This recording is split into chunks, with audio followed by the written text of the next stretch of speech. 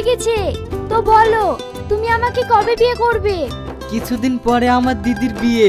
বিয়েটা হয়ে গেলে আমি তোমাকে বিয়ে করব। ঠিক আছে, তাহলে ওই কথাই রইলো। আজ তাহলে আসি। চলে যাচ্ছো? তোমার ফোন নাম্বারটা পাওয়া যাবে? অবশ্যই, তোমার মোবাইলটা দাও।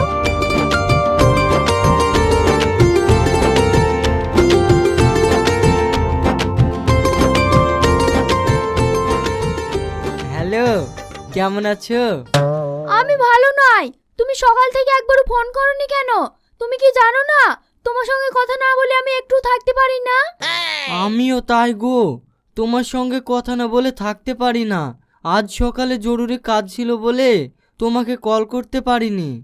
তুমি যদি আমাকে এতই ভালোবাসো, তোমার দিদির তো বিয়ে হয়ে গেছে, তাও তুমি আমাকে এখনো বিয়ে করছো না কেন?